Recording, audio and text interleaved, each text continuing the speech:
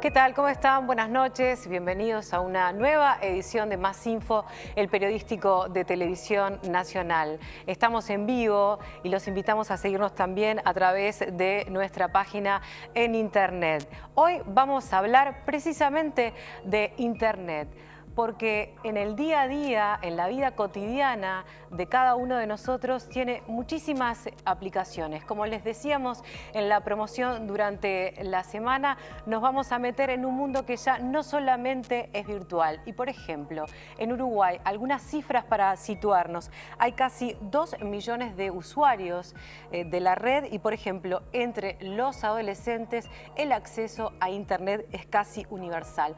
Una verdadera revolución llena de oportunidades y también de desafíos. Junto a mi compañera Andrea Tavares vamos a estar abordando esta realidad a través de los informes, con opiniones de técnicos y también con experiencias exitosas donde se utiliza Internet. Y en nuestra mesa redonda vamos a intercambiar opiniones con los psicólogos Roberto Balaguer y Lorena Estefanel. Y además, en la entrevista junto a Ana María Misraji vamos a recibir a Juan Grompone, un pionero de las nuevas tecnologías en Uruguay y también uno de los impulsores del Plan Ceibal. De esta forma comenzamos Más Info y, como siempre, los invitamos a que nos hagan sus comentarios a través de nuestro correo y también a través de nuestro Twitter. Y ya vamos a recibir a Andrea Tavares. ¿Qué tal? ¿Cómo estás, ¿Qué tal, Andrea? Liliana? Buenas noches. Bueno, durante toda la semana estuviste trabajando con el equipo de Más Info y vamos a comenzar por los datos de penetración de Internet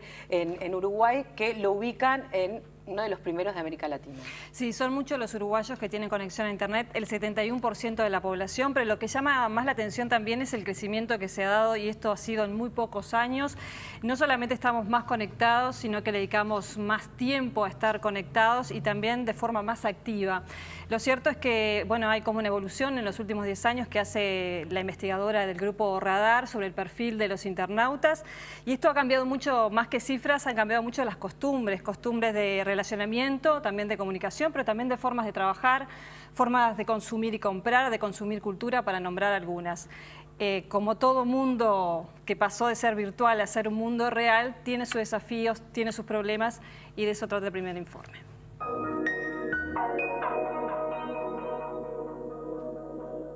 Son cerca de 1.950.000 los usuarios de Internet en Uruguay, incluyendo todas las edades y zonas geográficas. Esto representa el 71% de toda la población y significa un crecimiento de 17% en un año. Estos datos surgen de la 10ª edición del perfil del internauta uruguayo que realiza el grupo Radar. No hubo un solo año que haya decrecido el porcentaje de usuarios de Internet, y eso me sorprende, me impacta. Entonces, el año pasado yo había concluido que quizás ya habíamos llegado a un tope y que el crecimiento de la cantidad de usuarios se iba a dar simplemente por el ingreso de las nuevas generaciones. Bueno, eso cambió. En 2013, casi 4 de cada 5 uruguayos viven en hogares en los que hay al menos una computadora. Hasta hace algunos años había un porcentaje importante de gente que, teniendo una computadora en su casa, decía no tener acceso a Internet. Capaz que era usuaria de Internet desde otro lugar, desde un ciber o desde la casa de un amigo o desde el lugar de trabajo. Sin embargo, esto está cambiando y actualmente solo 7% de la población que tiene una computadora en su casa dice no tener acceso a Internet.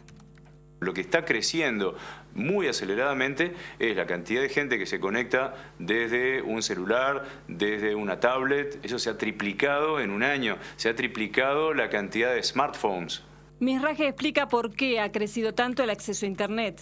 La cantidad de smartphones, la reducción de los costos, de las conexiones, el plan universal de hogares, el ingreso de la fibra óptica, el efecto multiplicador del Plan Ceibal. Bueno, hay una cantidad de factores que convergen hacia que crezca la cantidad de usuarios. El aumento de conexión proyecta un nuevo mundo y plantea desafíos en varias áreas, entre ellas la jurídica.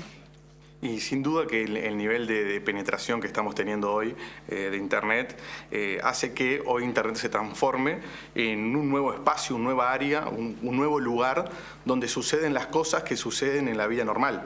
O sea, la mayoría de cosas que nos pueden suceder en la vida normal, en el relacionamiento social, en los ámbitos como el barrio, el vecino, la familia, se pueden ir trasladando a Internet. Desde el punto de vista comercial, lo más, diríamos, sonado, lo que más sucede es los casos de piratería, ¿no? Todo lo que es piratería de software, ¿no? Piratería de música, piratería de películas, es uno de los elementos que claramente hoy tienen fuerza y están todos los días. Uruguay tiene una moderna ley de software, pero no cubre todos los temas de Internet. No tenemos una legislación de avanzada en cuanto a los asuntos vinculados a Internet, no la hay. Es mucho más rápido ir a los tribunales de la OMPI, a los tribunales internacionales, que ir probablemente a un juzgado local. Los altos niveles de conectividad de Uruguay lo ubican en una muy buena posición en relación a otros países de la región. En cuanto a porcentaje de la población usuaria de Internet, estamos muy arriba. En promedio, un usuario de Internet se conecta 10,5 horas semanales, el doble que hace 5 años. Si bien los que están más conectados son los adolescentes y jóvenes, el crecimiento más explosivo se da entre los mayores de 65 años, que aumentó de 7 a 25% en 5 años. Los uruguayos no solo están más conectados, sino que son muy activos en la red. Es cada vez menos pasiva y cada vez más activa. Cada vez la gente hace más cosas en las redes sociales. Cada vez la frecuencia de conexión es mayor. Hoy tenés más de la mitad de los usuarios de Facebook dice conectarse todos los días o varias veces por día. Es una frecuencia muy alta. La gente tiene en promedio 400 amigos en Facebook. La gente cuelga fotos, sube videos, comenta el estado de sus amigos, comparte vínculos. Por su parte, el director de la ACNIC, Echeverría, se refiere al poder que otorga el procesamiento de toda la información disponible en las redes. Todos los días estamos poniendo información en diferentes redes sociales, en diferentes formatos, información de la cual nosotros de alguna manera cedemos nuestra propiedad. Porque cuando ponemos una foto de algo que, si lo pensamos bien, puede ser un hecho bastante íntimo, pero lo estamos compartiendo con 200 amigos que a su vez lo comparten con 200 amigos y que lo comentan y que etiquetan a las personas. Entonces, bueno, eso ya, de alguna manera es como una acción de ceder la propiedad sobre esa pieza de información porque la hicimos pública. Que las personas estén más tiempo en red afecta a las relaciones intrapersonales y tienen repercusión judicial, según el abogado. Sucede mucho lo que pueden ser delito de amenazas, delito de extorsión. Hoy las redes sociales son utilizadas muchas veces con ese fin. Bueno, todo lo que está relacionado con el bullying, que es todo un fenómeno, diríamos, nuevo, en el sentido que las redes sociales le han dado un nuevo impulso a ello. Y luego está todos los asuntos que pueden estar vinculados a fraudes o engaños, que también, digamos, los medios tecnológicos han hecho que sean otra manera de cometerlos más directamente y quizás más masivamente. Bueno, se refirió además a la posibilidad de hackeos y robos de contraseña. Es muy difícil realmente hackear una cuenta. El hackeo informático técnico es muy difícil. En general los hackeos se dan de manera, diríamos, indirecta mediante engaño. Entonces, por eso que habitualmente decimos, no entregue nunca su contraseña a nadie, de ninguna manera. No importa por más fidedigno o por más legítimo que parezca a quien se lo solicita. El especialista se refirió al impacto de la privacidad en redes como Facebook y si los usuarios son responsables. No, claramente no. Claramente hoy los usuarios de las redes de Facebook, que es la red social más utilizada, y diría que probablemente, quizás soy un poco duro, pero es la red utilizada de manera más irresponsable en nuestro país. Falta ver cómo los niños, adolescentes, personas adultas publican de manera indiscriminada en Facebook un montón de datos de su vida que uno fácilmente puede ingresar a su Facebook con cero privacidad. A veces la configuración de la privacidad no es tarea fácil. Eso es verdad. También es verdad que si uno configura todas las opciones de privacidad, entonces se pierde el sentido de la red social. Echeverría relató un ejemplo utilizado por un especialista estadounidense que habló del tiempo que se precisaría para leer todas las políticas de privacidad. Él llegaba a la conclusión de que era algo así como 70 días. ¿no? De tiempo, 70 días de tiempo para leer todas las opciones, todos los materiales de privacidad. Eso claramente no es viable, o sea, nadie va a tomarse todo ese tiempo para leerlo. Es cada vez más diversificado el uso que se le da a Internet, principalmente en usuarios de sectores socioeconómicos medios altos, donde tienen conexiones más rápidas. Y ahí la gente hace realmente de todo. Ahí es donde encontrás la mayor incidencia de trámites con el Estado, por ejemplo, o de mirar televisión, o de escuchar radio, o de mirar películas online, o de tareas laborales, o de trabajar a distancia, buscar información sobre temas que le interesan específicamente, leer noticias. Lo que más se viene desarrollando en Uruguay es el e-commerce, comercio a través de la red. Hoy el comercio electrónico en Uruguay está creciendo de manera exponencial. Los uruguayos se están animando a comprar por internet y ahí parecería que sí hay un lugar donde se podría regular específicamente. Los especialistas coinciden que las transacciones a través de internet son seguras.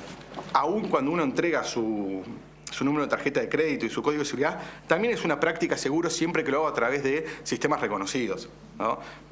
Hoy el sistema PayPal, por ejemplo, es un sistema muy utilizado, muy conocido, que brinda todas las garantías y permite entregar sus datos de pago únicamente a un proveedor. Sobre las compras en internet en Uruguay aún no hay datos, pero estará presente en el cuestionario del próximo año. Nos pasó con el tema de las compras por internet. Nos dimos cuenta que las compras se han diversificado tanto en distintos tipos de compra que quizá hubiéramos podido profundizar un poquito más en los distintos tipos de compra y por qué la gente compra de una determinada forma y no de otra. 55% de los usuarios de internet tiene una casilla de correo electrónico. No obstante, ha aumentado de 16 a 24 el porcentaje de quienes declaran no tener casilla de correo, principalmente en el segmento de 12 a 19 años. El email. La gente hace 5, 6, 7 años, los nuevos usuarios de internet se conectaban a internet para empezar a ser usuarios de correo electrónico porque no querían quedar fuera del universo del correo electrónico.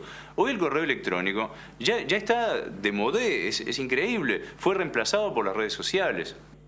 La confianza en internet estuvo en tela de juicio por recientes denuncias de espionaje. Brasil es blanco de los programas de espionaje del gobierno de Estados Unidos, así lo reveló el exempleado de la CIA, Edward Snowden. Las reacciones desde el Departamento de Estado estadounidense no se hicieron esperar. Echeverría se refirió al impacto de esta noticia. El impacto es gigante. La verdad, creo que algunos lo vimos en la CNIC, lo percibimos desde el primer instante y hemos estado inclusive sacando algunas declaraciones que han tenido mucha repercusión en la región, pero hay un antes y un después. Todos los mecanismos de comunicación son vulnerables, ¿no? Así como se podían interceptar las palomas mensajeras hace 300 años, 400 años, también el sistema de telefonía tradicional era un sistema vulnerable. O sea. ¿Pero qué pueden hacer los gobiernos? Bueno, los gobiernos tienen que involucrarse más, todos, pero no solo los gobiernos. Porque justamente cuando constatamos estos abusos, ¿de dónde vienen los abusos? Son abusos que vienen del ejercicio inadecuado del poder de las personas que están en algún gobierno determinado, ¿no? Este hecho motivó que a principios de octubre 10 organizaciones responsables de la coordinación de Internet en el mundo firmaran la Declaración Montevideo para cooperar en este tema en el futuro. Si bien no hay por qué sospechar de la mala fe de todos los gobiernos del mundo, bueno, tampoco hay que asignarles excesivo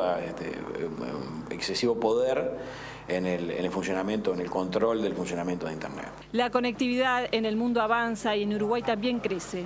Pero ¿qué dice esta realidad de la sociedad uruguaya? Dice que estamos yendo hacia el mismo lugar que va el resto del mundo, lo cual no es menor. Para quienes dicen que en Uruguay las cosas siempre llegan 10 años más tarde, no es más así, al menos en esta área. Estamos queriendo estar más informados, que estamos queriendo estar más en contacto con el resto del mundo, que estamos queriendo acceder a más, tener la posibilidad de acceder a más información. La brecha tecnológica se acorta, sin embargo, hay que seguir avanzando. Lo que tiene que ver con el gobierno electrónico, cuando uno habla de gobierno electrónico, en realidad hay que pensar mucho más allá de solamente los trámites más importantes o engorrosos. Hay que pensar en la aplicación de las tecnologías en la salud, el desarrollo de la telemedicina. Por su parte, Mizrahi responde a quienes critican la interconexión de la sociedad y que alegan que estamos perdiendo el contacto directo. Dijo, eso está por verse. Lo que sí puedo afirmar es que tenemos un acceso a la información, la posibilidad de un acceso a la información que no teníamos antes. Y eso es fundamental. Yo no sé si esta generación de adolescentes, en la que hoy el 97% está conectada a Internet, va a ser más feliz o menos feliz por estar más conectada que nosotros. Pero lo que sí sé es que tienen la posibilidad de acceder a la información que quieran, que se les ocurra, y eso no ocurrió con mi generación en los años 70.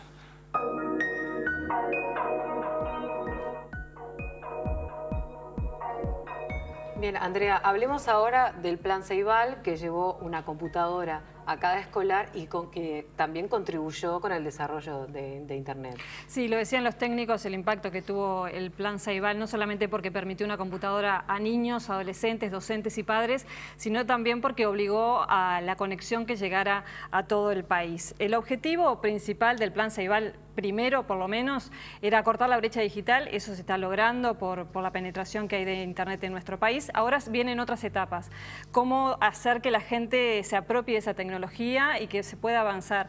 Los primeros estudios sobre el impacto del Plan Ceibal en el tema de educación y conocimiento no son muy buenos, pero quizás sea muy prematuro, eso lo dirán luego los técnicos y Juan Grompone seguramente.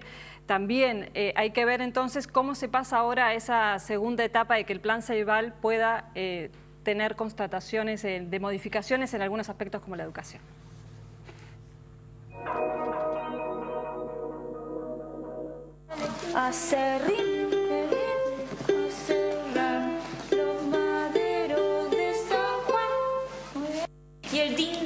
Así comienza un documental de la televisión pública austríaca sobre el Plan Ceibal de Uruguay. Una de las repercusiones en el extranjero que tuvo el programa, que hace 6 años se propuso una computadora por niño. El Plan Ceibal es una revolución en términos de igualdad de oportunidades en el acceso a las tecnologías de la información y la comunicación. Para nosotros en Uruguay el Plan Ceibal es un plan de 3 pilares. No es un plan ni de entrega de laptops, ni es un plan educativo. Es un plan que mezcla la equidad, el aprendizaje y la tecnología. A principio de este mes se entregó la computadora a 1 millón. Niños, adolescentes y docentes tienen su XO o tablet.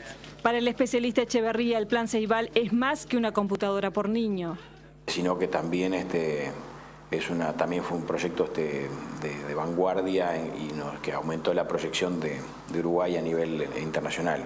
Parece que también muchas de las estrategias de incorporación de tecnología de Antel, de la empresa estatal, han llevado al país a un lugar de más privilegio en la región.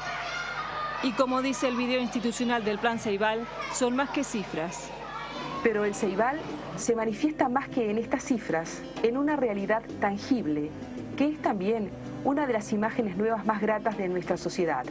Los niños y adolescentes con sus computadoras por la ciudad, en las plazas, en los centros comerciales, lugares de recreación, registrando, creando, disfrutando. Sí, hasta pueden ser buenos reporteros de hechos y personajes con su talento y sus laptops. Pero a nivel académico se considera que la computadora por sí sola no aporta necesariamente a la mejora de la calidad de vida, sino viene acompañada por instancias de intercambio y formación. Por eso en 2008 la Universidad de la República aprobó el proyecto Flor de Ceibo. La idea es un poco acompañar el Plan Ceibal, pero de una forma crítica. O sea, salir al territorio y ver cómo potenciar la apropiación social de esa tecnología por parte de la comunidad donde llegamos. Flor de Ceibo ha llegado a escuelas de discapacitados, escuelas vulnerables, cárceles y asentamientos. Por ejemplo, la socióloga Morales estuvo trabajando en Neptunia. Cuando llegamos a la localidad eran unos niños sumamente dóciles, digo, en el sentido de que querían trabajar, que estaban re contentos, que iban casi siempre, pero como que las normas para trabajar no estaban dadas. No había disciplina, había mucha agresividad en algunos, pero propia del niño que no tiene una contención. Bueno. Durante 2 años acompañaron el proceso que culminó con la construcción de un videojuego en el programa Scratch. Dar la oportunidad a todo el mundo a que vean cómo ellos, que eran consumidores, porque cuando llegamos lo que hacían era vivir jugando a videojuegos bajados de la web, podían crear su propio videojuego con lo que ellos querían, pero que ellos vieran que ellos podían construir sus propias ideas y hacerlas realidad y no consumir todo de afuera. Yo creo que todos son capaces de apropiarse de la tecnología si le encuentran sentido a lo que hacen. Además del trabajo con niños y adolescentes, Morales trabaja con adultos y contó una anécdota. Tiene 86 años, que se llama Héctor, y que en julio, cuando empezamos a trabajar con ellos, no se animaba ni a prender la máquina, y hace una semana apareció con que se había comprado una tablet para hacer. Él tenía un interés particular, él coleccionaba monedas, estaba en la numismática, y cuando encontró que en internet podía mirar y ver dónde comprar o qué otro tipo o qué moneda era, y por buscar las historias de las monedas, creo que encontró el sentido de para qué le servía a él. El plan Ceibal además como generador de propiedad intelectual, según el abogado Bueno. Hoy tenemos en las escuelas, en los liceos, un montón de personas, de niños, adolescentes que están creando propiedad intelectual, la están colgando de la red sin saber que en realidad ellos tienen derecho sobre ello. Entonces, en realidad, es muy importante empezar a educar los alcances de la propiedad intelectual. Las oportunidades que brinda el plan Ceibal son reconocidas por todos. Sin embargo, a nivel educativo no ha tenido resultados relevantes. Un estudio de la Universidad de la República y la ANEP sugieren que el plan no habría tenido un impacto en matemática y lectura. Estos resultados se encuentran en línea con la mayor parte de la literatura sobre el impacto del uso de computadoras en el aprendizaje, la cual encuentra resultados nulos o negativos, afirma la investigación.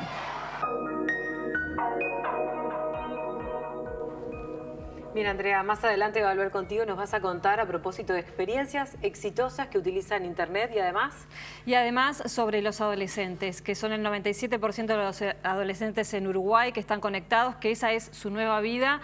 De la mesa de intercambio va a estar tratando eso y tenemos un informe también al respecto. Te veo en un ratito, gracias Andrea, y yo me traslado ahora a nuestro living, le doy las buenas noches a nuestra compañera Ana María Misraji y a Juan Grompone. Gracias por estar con nosotros, gracias por estar en Televisión Nacional. Decíamos al comienzo, Ana María, que uno de los pioneros en las nuevas tecnologías y impulsor del plan Ceibal. Sí, exactamente. Ingeniero, en el final del informe se habla del impacto en el proceso educativo y ese impacto que no ha sido tal, sí en acortar la brecha digital. ¿Cuál es su primera impresión sobre este tema? Bueno, habría que decir exactamente, no tuvo impacto en la enseñanza de la lengua y en la aritmética, en la matemática, pero sí tuvo un impacto enorme en la inclusión digital. Y la inclusión digital es las herramientas que necesitamos para vivir en el mundo actual y para trabajar en el mundo actual. De modo que tuvo un enorme impacto educativo, pero en cosas no tradicionales. Bien, les proponemos ahora con esta primera reflexión, tenemos muchas preguntas para hacerle y también los invitamos a ustedes que desde sus casas a utilizar las aplicaciones, las redes sociales, nuestro correo.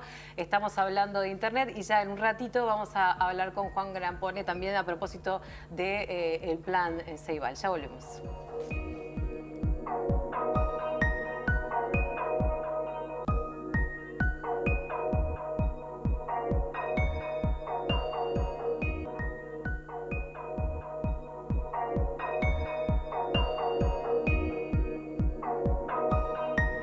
Seguimos en Más Info, les recordamos que estamos en vivo desde los estudios de Televisión Nacional, estamos con el ingeniero Juan Grompone hablando a propósito del plan Ceibal y en una columna de voces usted hablaba de revolución silenciosa. ¿Por qué? Algunos ejemplos, ¿por qué considera el plan Ceibal?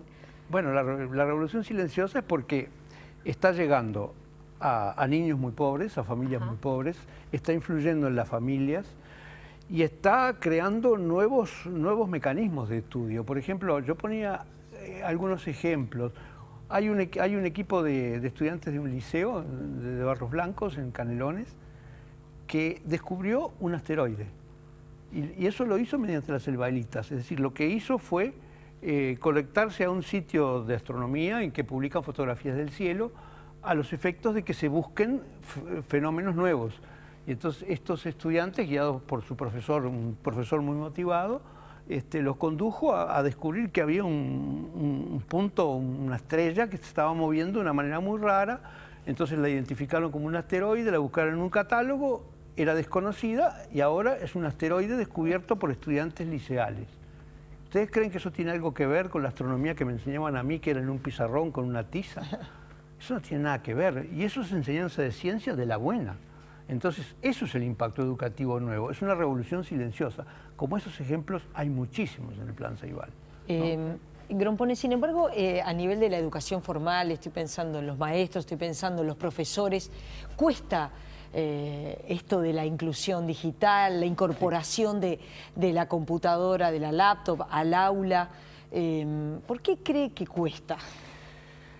Bueno, cuesta porque primero es algo nuevo, ¿no? En segundo lugar, la educación tiende a ser conservadora, es decir, la educación tiende a resistir los avances tecnológicos. Y esto no es una frase a la ligera. Por ejemplo, la educación en el Uruguay jamás incluyó la máquina de escribir y el teclado. Se resistió al bolígrafo porque decía que destruía la caligrafía que la máquina de escribir había vuelto obsoleta. Luego se resistió a la calculadora. Pero eso fue en la Facultad de Ingeniería, en la enseñanza media y en la enseñanza primaria. ¿Por qué? Porque decía que destruía el concepto de operaciones, lo cual es verdadero disparate. Destruye la manera de hacerlas a mano, las operaciones, pero no las operaciones. Luego, finalmente, le tocó a la computadora. Es decir, toda innovación provoca resistencia porque significa cambiar la manera de educar. Y el papel que sucede ahora es que el educador ya no es más la fuente de la información. La información está en la nube. Entonces, el educador tiene que ser quien guía, quien enseña a buscar la información, a elegir entre lo bueno y lo malo, lo que sirve y lo que no sirve. Entonces cambia el papel del educador y eso es muy difícil de cambiar. Aunque hayan pasado ya 6 años. 6 años no es nada, porque el problema es que la mayoría de los educadores son inmigrantes digitales, no son nativos digitales, no tuvieron computadoras desde su infancia como tienen hoy los niños, ¿no? Como tienen hoy los niños del Plan Ceibal o los niños que no están en el Plan Ceibal porque tienen teléfonos, ven teléfonos y ven una cantidad de dispositivos digitales. Entonces eso provoca una resistencia y además una resistencia a cómo se estudia eso, porque la computadora se estudia, se aprende igual que andar en bicicleta, se aprende usándola. Y eso es una manera completamente distinta de la educación formal, que es una educación expositiva, en que alguien es la fuente de la sabiduría. Tenemos una colega, nosotros le llamamos el medio invitado, que tiene una pregunta para hacerle. Vamos a verla. Bueno.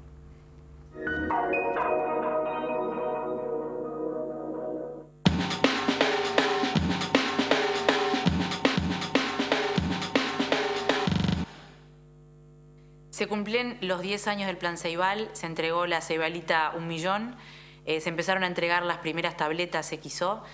El objetivo aquel inicial que se había marcado el Plan Ceibal, que era incluir digitalmente a miles y miles de niños uruguayos, puede decirse que está cumplido. Esos niños están incluidos digitalmente. ¿Cuándo cree usted que va a haber resultados también puros y duros educativos con el Plan Ceibal? Entiendo, como usted ha explicado, que el objetivo es la inclusión digital, pero ¿podrán nuestros estudiantes ser mejores en matemáticas, en lectura, en comprensión con la ayuda de las ceibalitas? Y si es así, ¿cómo se hará y cuánto tiempo llevará? Bien, era Karina Novares del Observador. La respuesta es fácil. El tiempo que llevará es el tiempo que lleve a los docentes incluirlos en el mundo digital. Ese es el tiempo.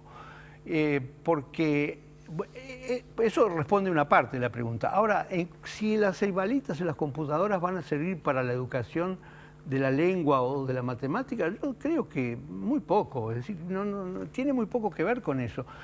Tiene que ver con otras cosas, tiene que ver como, por ejemplo, tomar fotografías, procesar fotografías, tomar videos, grabar música, reproducir música, mezclar sonido, en fin, toda una cantidad de habilidades que hoy usamos con comunicarnos a otros países, con buscar información, en fin, con toda una cantidad de cosas que son necesarias para trabajar en el mundo de hoy.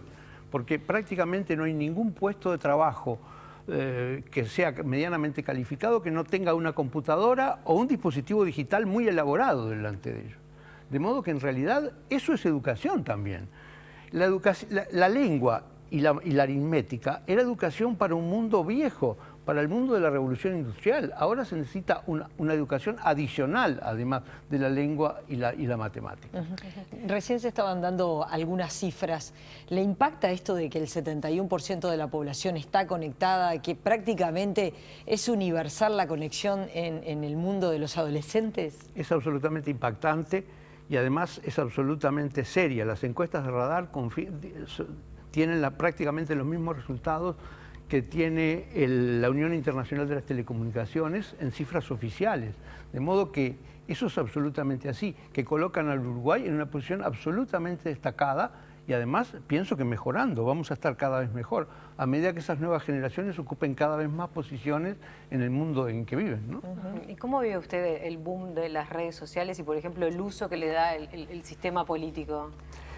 Bueno, yo creo que las redes sociales son muy útiles para el sistema político y son muy útiles también para otros sectores, por ejemplo, tal vez para la publicidad y tal vez también para el periodismo.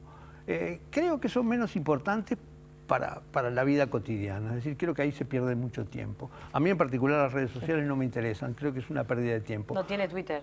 No tengo. No. ¿Facebook? Tampoco. Tampoco. No. Yo creo en el viejo correo electrónico, que es una cosa que uno la envía y sabe que llega a destino y se lee en el momento que uno tiene tiempo, ¿no? Grumpuri, ¿cuáles serían los nuevos desafíos que se debería plantear el Plan Ceibal? Bueno, la enseñanza de los idiomas, la enseñanza del inglés es un gran desafío importante, la educación a distancia, el hacer plataformas de educación a distancia y llenarlas de contenido también es un plan importante. Y el plan siguiente es seguir con el plan, ¿no? Es decir, la etapa siguiente es que el plan no se detenga, porque son generaciones nuevas que siguen y que hay que seguir educando, ¿verdad? En realidad hay que visualizar el plan Ceibal como una especie de tsunami, como una ola que avanza y que en este momento se está acercando al final de la enseñanza media, que dentro de un par de años va a llegar a la universidad y luego va a entrar al mercado de trabajo, ¿no? Es decir, va a incorporarse en todo el mercado de trabajo. Esa ola va a cambiar mucho este país. ¿Por qué renunció? ¿Se fue en el 2007 como asesor del Plan Ceibal? No, yo no renuncié, es decir, mientras me parecía que era útil y que podía participar, participé. Después continué de otro punto de vista, es decir, estuve midiendo mediante un financiamiento del Fondo de Investigaciones de Canadá, midiendo la inclusión digital y comprobando que la inclusión digital era enorme, ¿no? De modo que lo seguí desde otro punto de vista, porque para medir el impacto había que estar afuera, ¿no? Por ejemplo. ¿Y le parece que es imprescindible que los docentes incorporen efectivamente al aula la laptop, la computadora? Porque mucho se dice que hay muchos docentes que no la incorporan. Sí. Sí, hay muchos docentes que no la incorporan y pienso que tienen derecho a no incorporarla. Es decir, tienen derecho que a cierta edad no quieran resistirse a eso. También hay un elemento muy importante que tiene que ver con la edad, que nosotros lo sabemos, que son estos aparatitos, ¿verdad? Es decir, a medida que uno se pone viejo, ve cada vez menos, los iconos son cada vez más pequeños, las letras son cada vez más chicas, entonces hay dificultades. También hay que aprender una motricidad fina, que es el manejo del mouse o el manejo del dedo para hacer distintas operaciones, que eso crea gran dificultad y esa dificultad aumenta con la edad. De modo que hay que perdonar a la gente que tiene dificultades y que no puede con eso, ¿no? Es decir, realmente, auténticamente no puede, ¿no? Bueno, muchísimas gracias, ingeniero, por su participación y por su aporte aquí en Más Info. Al contrario, a mí me parece que es muy importante todo lo que se pueda decir sobre la inclusión digital y el Plan Ceibal. Bueno, muchas gracias. Nosotros le proponemos ahora una pausa y ya volvemos con Más Info.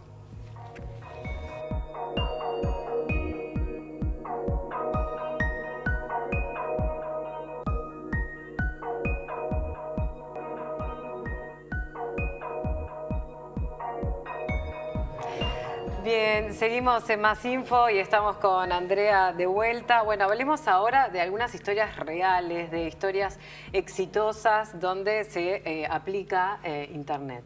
Sí, Internet parece conocerse mucho, pero en realidad no se conoce sus límites o las oportunidades que puede dar. Son muchas las oportunidades y quisimos conocer casos concretos de jóvenes uruguayos que han incursionado en emprendimientos a través de Internet, que son jóvenes hoy y eran mucho más jóvenes cuando realizaron este emprendimiento. Se trata de los creadores de Kidbox y Wow. Kidbox es una aplicación que se utiliza para que los padres puedan administrar la vida online de sus hijos cuando sus hijos tienen entre 2 y 8 años. Y Wow, que es en el mundo del e-commerce, del comercio a través de Internet, que es una empresa que comenzó con la idea de un joven de 23 años que fue creciendo y hoy es una empresa que tiene 110 empleados con un promedio de edad de 23 años. De estas dos experiencias trata este informe.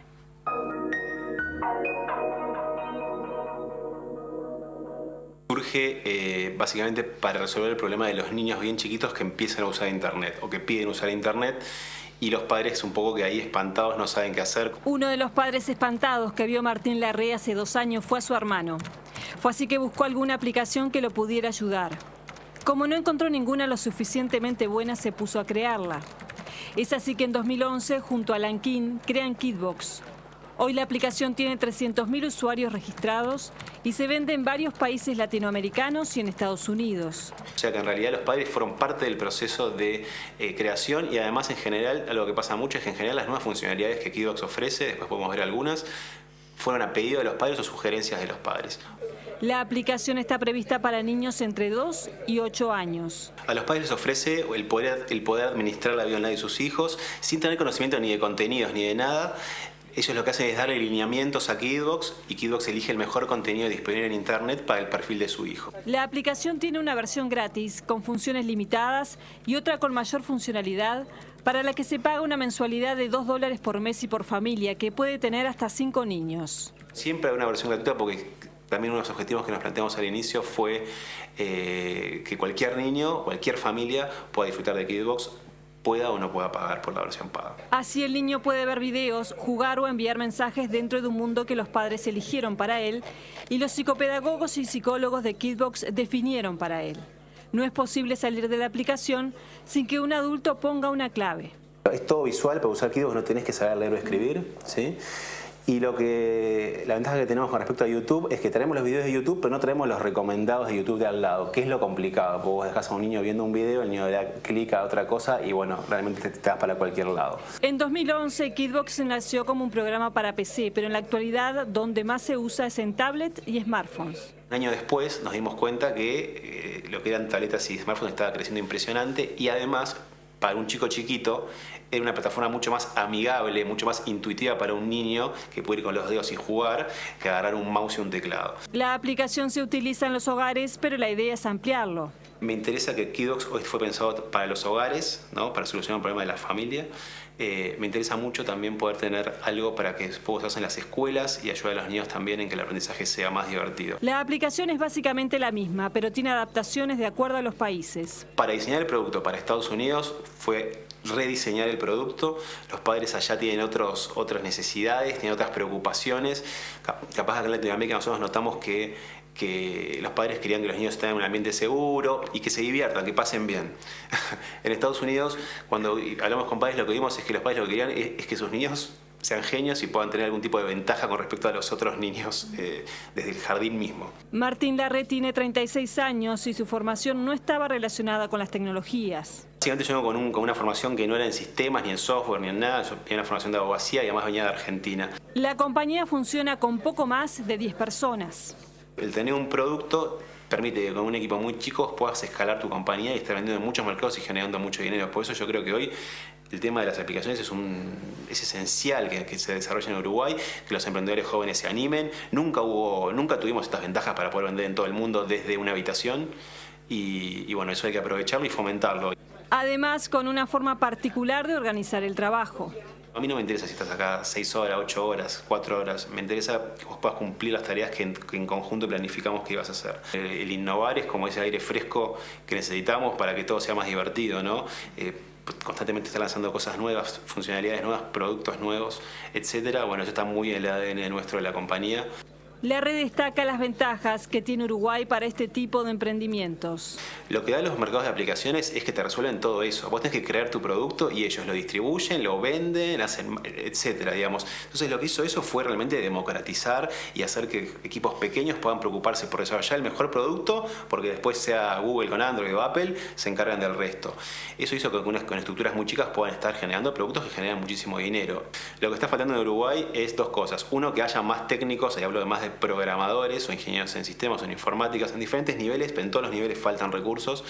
Y después lo que está faltando es que, y esto es una opinión muy personal y que para que nadie se enoje, pero falta que también esas personas que están trabajando en esas empresas, en general software factories son empresas que desarrollan para terceros, digamos, ¿no? Venden horas programación, no son empresas que están generando productos. Desde sus oficinas en el Parque Rodó Kidbox se proyecta el mundo. Yo siempre quise mostrar que se podía crear desde Uruguay una compañía que atienda a muchos países. Estaba seguro que se podía hacer eso. Quizás esa sí es la parte un poco más de sueño.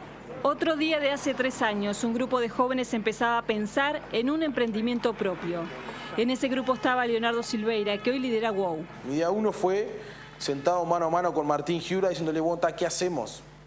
Podíamos hacer una pizzería, como podíamos hacer algo logístico o algo por internet o algo... Es decir, fue un proceso totalmente al revés a lo que uno normalmente está acostumbrado a escuchar, pero que no necesariamente es así. Leonardo Silveira, Martín Giuria y Martín Larré tenían varias ideas. El que más nos gustó fue el de compras en grupo, nos gustó desde el día 1 y a partir de ese momento empezamos a ejecutarlo. Todo esto a principios del 2010. Empezamos obviamente con una oferta por día, después fuimos aumentando hasta el día de hoy que son más de 30 ofertas por día. Hoy en día estamos sacando unas 10 ofertas por día aproximadamente. Pero como les decía, hoy ya WOW es muchísimo más que una oferta del día. Pero hoy en día el concepto se migró mucho más a un e-commerce más puro. Es decir, entras y siempre vas a encontrar un producto que te guste y lo que estabas buscando. El concepto de acá, de Buy and Go, es tu visita obligada antes de salir a comer. Leonardo Silveira pone entusiasmo cuando habla de su empresa que hoy ya tiene más de 110 personas con un promedio de edad de 23 años. Yo soy bastante joven, tengo 26 años. Es fundamental que el trabajo sea parte de tu vida y sobre todo que vos lo tomes así y que lo tomes como una fuente de felicidad. Siempre me llamó el hecho de tener un emprendimiento, el hecho de desarrollar algo que genere valor en las personas, que las personas lo puedan disfrutar, que las personas lo puedan usar. También generar un lugar donde haya gente trabajando, que que esté contenta. La empresa ha ido creciendo hasta ubicarse en el mercado. Al principio fue una competencia muy aguerrida, obviamente, pero por suerte, en base a determinadas cosas, pudimos ir distanciándonos y hoy tenemos un liderazgo bastante marcado con respecto no solo a Groupon, sino que a otros competidores. Básicamente siempre apuntamos a la buena relación con los comercios y buena relación con nuestros usuarios. No fue más, es una fórmula bastante común, pero que hay que hacerla y que hay que ejecutarla bien. Y de verdad tuvimos siempre ese objetivo, ser una empresa que se debía a sus clientes y que se debía a sus usuarios, y eso tratamos de transmitirlo a través del servicio y básicamente fue eso. Silveira ensaya una aplicación a por qué tantos emprendimientos exitosos uruguayos en Internet.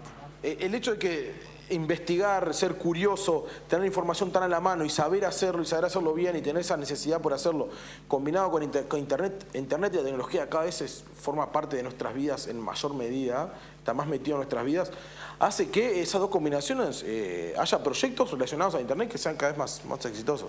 Existe una creciente dependencia con la conexión a Internet.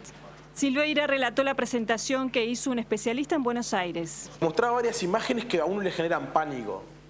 Y era una persona que estaba a punto de caer a un precipicio. Era una persona que estaba a punto de chocar. Era una persona que se le estaba cayendo un vaso. Y él dijo, a ver, ¿cuál le genera más pánico, pero de verdad? Y la última imagen era la imagen del iPhone quedándose sin batería. Y todo el mundo se empezó a reír, porque de verdad hoy en día no hay cosa que nos genere más pánico que quedarnos sin batería en el celular. Rodeado de emprendedores jóvenes, Silveira hace una descripción de cómo son para él los uruguayos. Yo soy un fiel creyente de que el uruguayo muchas veces decimos no, que el Uruguay es diferente, el uruguayo es más conservador, el uruguayo es una frase bastante, sobre todo con una connotación bastante negativa. Yo soy de los que piensa exactamente al revés, que si tenemos algo para decir de los uruguayos son todas cosas positivas.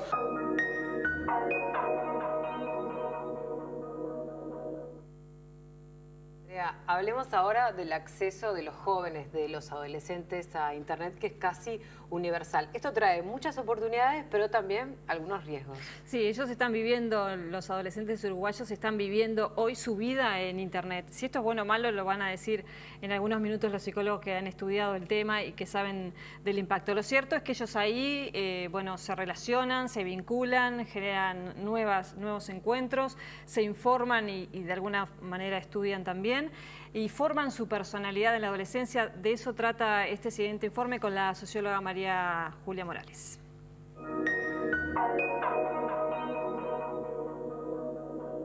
Entre los adolescentes que tienen entre 12 y 19 años, la penetración de Internet alcanza el 97%. Entre los que tienen 20 y 29 llega al 89% y entre los que tienen entre 30 y 39 al 86%. Sería algo esperable, ¿no? Ya hace años que los jóvenes son los que más se conectan en Internet, los que más están usando las nuevas tecnologías, son los llamados nativos digitales, es esperable. ¿Quiénes son los nativos digitales? Nativos digitales sencillamente nacieron en la era de las tecnologías de la información y la comunicación. Nacen desde el primer día, ya están en contacto con las nuevas tecnologías. Hoy agarras un bebé de 2 años y si le acercas una tablet o un celular ya sabe que tiene que mover la mano nada más para empezar a usarlo. Tienen una lógica de pensamiento y una forma de captar el conocimiento diferente a la que teníamos nosotros, ¿no? Más de la mitad de los usuarios de Facebook entra todos los días. El usuario de esta red tiene en promedio 410 amigos o contactos y ese número crece muy fuertemente a menor edad. Tendríamos que definir la palabra amigos. De repente no es lo mismo que nosotros pensábamos cuando decíamos amigos. Amigos los contamos con los dedos, siempre decimos los adultos. Y los jóvenes dicen tengo amigos, 1000 amigos, como Roberto Carlos. Lo que ellos construyen en las redes son relaciones o interrelaciones que son más débiles, tienen lazos muy débiles o laxos, como se puede decir, que se pueden romper fácilmente, otros no. No es una regla que vayan a ser amigos eternamente ni que se vaya a romper mañana, pero son relaciones débiles, ¿no? Normalmente son relaciones más débiles que se sostienen en el tiempo por intereses comunes. ¿Pero qué pasa con las relaciones cara a cara entre los jóvenes? La mayoría de las relaciones son extensiones de las relaciones cara a cara. O sea, es como un medio más de comunicación que tiene una relevancia muy importante y tiene cualitativamente en tiempo y cuantitativamente en tiempo, insume más que de repente el cara a cara, pero que son extensiones, o sea, son una forma más de comunicación. Sobre la creación del perfil, la socióloga dio su opinión. Yo creo que eso es un poco de un mito que creen que todo el mundo miente en la red y si quiere hacer, no sé, si soy gordito, flaquito, si soy rubio, morocho, por los estereotipos que tenemos de imaginarios de estéticos, ¿no? De afuera. Yo creo que el adolescente es más sincero de lo que los adultos queremos reconocer y que en realidad lo que hace es experimentar para buscar su lugar. La exposición de los jóvenes queda más evidente en las redes. El adolescente siempre busca identificarse con algo, ¿no? Siempre busca en esa etapa psicosocial y psicobiológica particular que atraviesa construir su identidad, como decimos nosotros. Trata de individualizarse para socializar. El adolescente corre riesgos siempre. Digo, dentro de la red, fuera de la red, siempre corre riesgos. Es su forma de buscar ese rol y buscar su identidad. El adolescente corre riesgos, pero que esos riesgos no son solo los corre por las decisiones individuales que toma, sino por el vacío de normas que existe alrededor de Internet.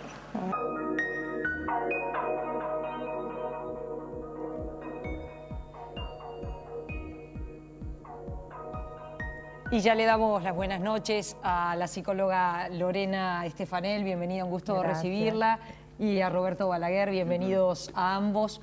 Lorena, empezamos con usted. ¿Cómo es esto de los adolescentes, este porcentaje tan importante de adolescentes que viven conectados a la red? ¿Es positivo, es negativo? ¿No se puede ser tan tajante en la afirmación? Sí, en realidad la pregunta de si es bueno o es malo, en realidad es una pregunta que ya no tiene mucho sentido. Es como que uno dice, es así. bueno, es así. Y claramente los números dicen que cada vez va a ser más. Lo que muchas veces tendemos a creer es que las redes sociales generan fenómenos y lo que no nos damos cuenta es que en las redes sociales se manifiestan fenómenos que siempre se manifestaron en la vida de los chicos. Lo que las redes sociales sí es verdad que generan es un impacto del cual todavía no somos conscientes. Muchas veces se habla de un uso irresponsable de las redes sociales y más que irresponsable es un uso inconsciente. Las redes sociales nacieron al mismo tiempo que las empezamos a usar y mientras las usamos nos dimos cuenta de una cantidad de cosas mientras iban pasando. Y los chicos en realidad en las redes sociales hacen lo mismo que antes hacían en la plaza, en el baile, en el colegio, solo que en la red social tiene un impacto que todavía de repente no conocemos, no manejamos y que muchas veces los educadores, los padres, los agentes de salud, como los desconocemos, estamos parados en la era del control. A mí hay muchos padres que me dicen, no, pero yo soy amigo de mi hijo en Facebook, así lo controlo. Cuando uno dice, ya fue la era del control, hoy en día es la era del criterio, es la era de la educación, porque en las redes sociales hay una cantidad de cosas que pasa que vos como papá de repente ni te enterás. Entonces, más que si es bueno o malo, lo que de repente tendríamos que pensar es, bueno, ¿qué impacto tiene? ¿Cuáles son los nuevos riesgos que hay? Pero en realidad va a ser así. De alguna forma es una forma de vincularse que los chicos tienen, pero que no representa un fenómeno en sí mismo. Es una manera de manifestar lo que siempre existió en la vida de los chicos.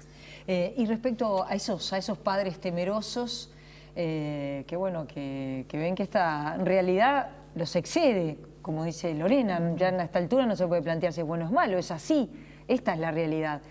¿Qué hacen? ¿Qué deben hacer estos padres? Depende mucho de la edad, ¿no? O sea, lo que hoy vemos es que hay una cantidad enorme de niños, de este 97%, digamos, de niños o adolescentes, púberes que están conectados, que yo más que nativos digitales hoy creo que tenemos una cantidad inmensa de náufragos digitales, ¿no?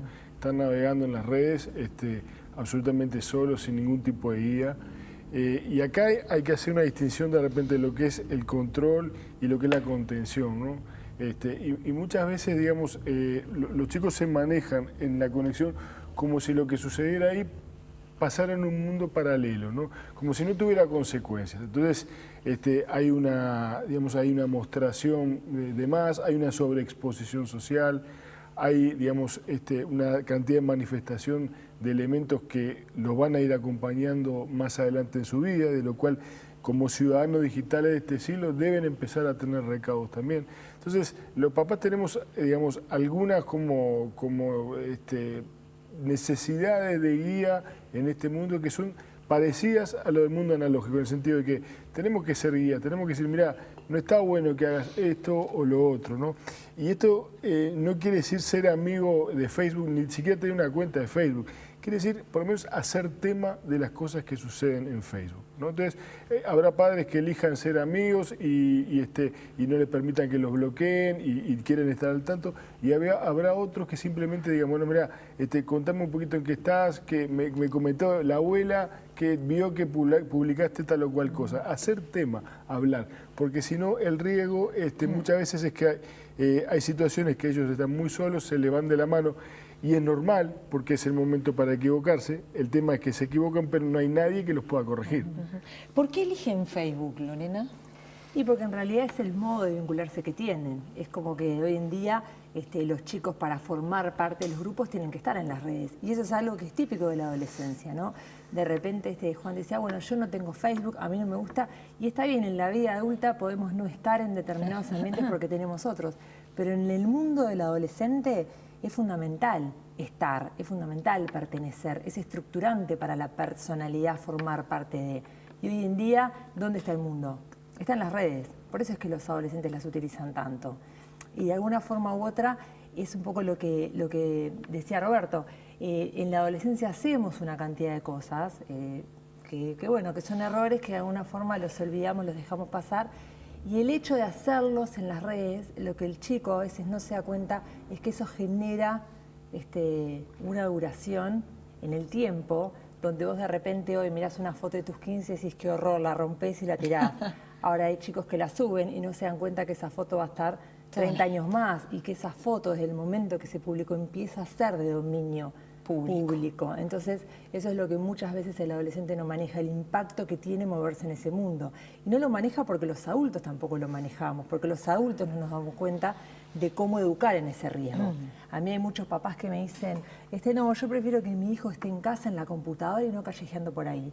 Yo siempre digo, ten cuidado, no lo prefieras tanto, porque en realidad en esa computadora hay una cantidad de cosas que también están pasando, que en las que tenés que estar un poco atento, como bien dice Roberto. Pero vuelvo a lo mismo, el adolescente siempre tuvo necesidad de hacer esas cosas, siempre tuvo necesidad de mostrarse, de mirar, de ser mirado. ¿Dónde está hoy la mirada? Está en las redes. Si estuviera en la plaza, en un lugar de moda, ahí estarían ellos también. Es como que uno diga, bueno, ¿por qué van todos al lugar de moda? Y porque está de moda, y porque en definitiva el adolescente necesita pertenecer a ese mundo.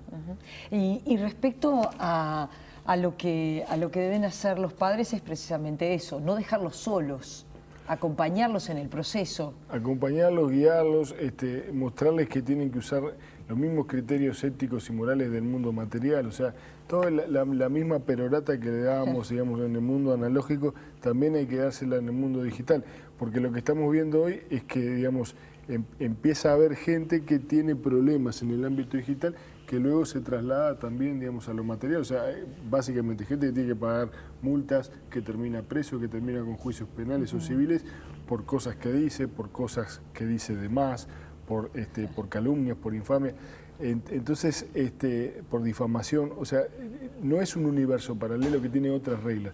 Eso es parte de lo que nosotros tenemos que mostrarle, que las cosas le pasan a todos. O sea, los jóvenes, por definición, creen que las cosas le pasan a los demás, ¿no? Y que los demás les pasan porque son un poco más tontos que ellos, que son súper poderosos y que a ellos no les va a pasar. Y bueno, la realidad no es así, ¿no? Entonces, si andás en moto tenés que usar casco, ¿no? Y si estás en internet tenés que ser ciertamente responsable de lo que decís, porque sobre todo esto va a ser algo que te acompañe. Entonces el día de mañana, hoy por ejemplo, hace un mes atrás más o menos, California se sacó una ley, ¿verdad?, para que los jóvenes al llegar a los 18 años puedan hacer, digamos, cierto borramiento de su pasado. Es como las infracciones de los menores, digamos, se va al ámbito de internet, entonces toda tu historia digital, todas esas fotos, como decía Lorena, de los 15 años, que saliste fea, que no te gusta, todo lo que hiciste mal, bueno, tenés derecho ahora a borrarlo. Pero no todo es borrable, lo digital tiene esa capacidad, digamos, de viralizarse, de ser copiado, de ser reproducido, alterado. Entonces, lo mejor es pensar antes de publicar. Una vez que vos apretaste el botón de Enter, muchas veces es tarde. Y es parte, digamos, de la enseñanza que tenemos que darle a chicos que están conectados en el 97% de cantidad y en una enorme cantidad de tiempo diario, porque cada vez está tan imbricado que están en conexión por defecto. Su situación es de conectividad por defecto. Nosotros somos, digamos, personas que estamos desconectados por defecto. Ellos están conectados por defecto. Y cuando uno está conectado por defecto, está más proclive, digamos, a mandarse macanas, a ponerle un me gusta a una cosa que no está buena, a hacer un comentario más, a subir una foto, a darle que me gusta a determinado grupo, no por el grupo, sino porque esa persona que publicó a mí merece respeto o tiene influencia sobre mí, entonces yo quiero agradar y quedar bien, que son las lógicas sociales llevadas al ámbito de la red. Entonces hay un montón de cosas que, digamos, todos los viejos tips que teníamos analógicos se pueden aplicar muchas veces simplemente poniéndole lo digital al final de lo que tenemos para decir. ¿Se puede decir que complementa las relaciones interpersonales o las interrumpe? No, en realidad las complementa. Y es lo que decíamos, en realidad en la red se dan las redes, o sea, las redes sociales, los vínculos. Es como una herramienta más para vincularse. A veces que nosotros pensamos mucho en que, bueno, se va a suplantar el cara a cara o en realidad esto está interrumpiendo. No, en realidad los chicos en la red se vinculan de la misma manera que se vinculan en el mundo, haciendo las mismas cosas acertadas y las mismas tonterías, solo que con un impacto diferente, que es lo que, como bien decimos, a veces desconocen. Pero es la manera que ellos tienen de vincularse. Nosotros no pertenecemos a esa era, por lo tanto es como algo que nos hace ruido, decimos esto no es bueno.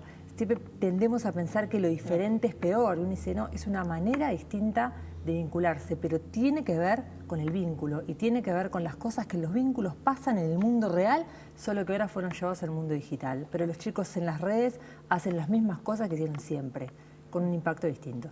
Esa es la clave, la diferencia. Gracias a ambos por haber venido esta noche. Un gusto recibirlos. Gracias a ti.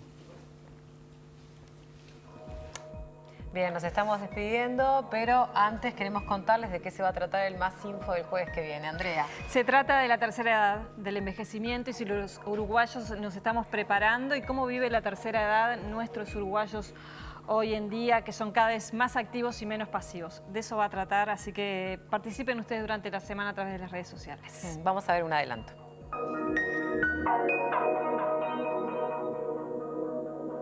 Estás con actividad constante, la cabeza se te mueve, que es importante, entonces no sentís la tercera edad.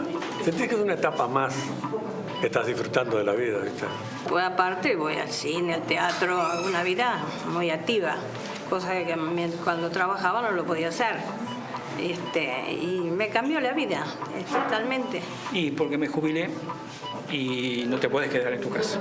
Tenés que seguir para adelante porque si no se te vienen los años. Y bueno, por eso hago dibujo, pintura, teatro. La visión sobre la vejez y el envejecimiento en nuestra sociedad ha variado un poco al punto que ya no hay una única forma de ver la vejez. Hay un paradigma que todavía es hegemónico sobre una vejez pasiva, vinculada a la enfermedad, al deterioro, al declive, pero hay como un paradigma también emergente que habla de la actividad, que habla de la posibilidad de la transformación, de la incidencia en la sociedad, pero que todavía está lejos de ser hegemónico. Si nos preparamos, no. Yo creo que no nos preparamos psicológicamente. Nadie quiere llegar a viejo, nadie quiere... Y además, otro problema que hay es que cuando uno llega a viejo no se da cuenta que llegó a viejo. Entonces está la típica frase de yo me siento viejo... o sea, no, yo de afuera sí me miro al espejo, pero no me reconozco porque yo en realidad no soy viejo. O sea, ¿y por qué no soy? O sea, ¿cuál es el problema, ¿no? de decir y de asumir que uno es viejo? Lo patológico de la sociedad sería aquello de no me gustaría llegar a viejo, que la única manera que hay es morirse antes y no es recomendable, o justamente seguir viendo de una manera negativa lo que es en realidad una etapa de la vida muy disfrutable. Bien, desde ya los invitamos a participar a través de las redes sociales y de nuestro correo del próximo programa, por comentarios, consultas, sugerencias, y esperemos que el programa de hoy también les haya aportado. Así que muchas gracias por estar ahí. Hasta el próximo jueves 22:30. Buenas noches.